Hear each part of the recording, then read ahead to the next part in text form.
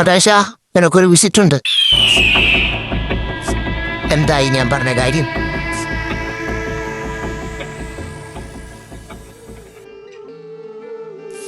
എന്നാൽ എന്റെ അമ്മൻ ഈ ഗതി വന്നല്ലോ. അമ്മൻ അറിയോ, സിഗ്മ മെയിലായിരുന്ന അമ്മനെ ഇപ്പൊ നാട്ടിലെ ഏറ്റവും വലിയ പൂക്കി.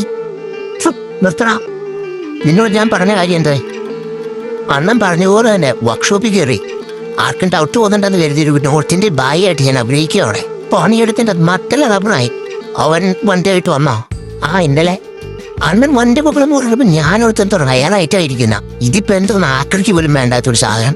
ഞാൻ ആദ്യം തൊട്ട് ചോദിക്കുന്നത്, അണ്ണൻ എന്താ ഈ തുരുമ്പിച്ചിരുമ്പ് കഷ്ണം? അത് ഞാൻ പറയാം, നീ ഇപ്പൊ ഞാൻ പറയുന്ന കാര്യം ചെയ്യും.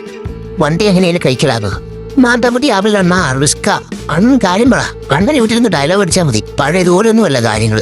കോടതി വിറ്റത്തിൽ തുടർന്ന് നിങ്ങൾ താളം വിട്ടില്ലേ, അതിൽ പിന്നെ അവന് പോലീസ് പ്രൊട്ടക്ഷൻ ഉണ്ട്. എടാ, വണ്ടിക്കകത്തൊരു സാധനമുണ്ട്. എന്തോന്ന് തുരുമ്പല്ലാതെ അതിനകത്തൊരു സാധനമില്ല. പെട്രോൾ വെച്ച് അതുപോലെ നിൽക്കില്ല. നീ തോക്കി കയറി വെടിവെക്കല്ലേ. ഞാൻ പറയണത് കേൾക്ക്.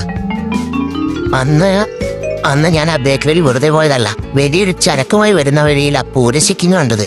അവരുടെ മുന്നിപ്പെടണ്ടെന്ന് കരുതി അവിടെ കയറിയപ്പോഴാണ് ഈ കൺവരുടെ വണ്ടി അവിടെ ഇരിക്കുന്ന കണ്ടത്.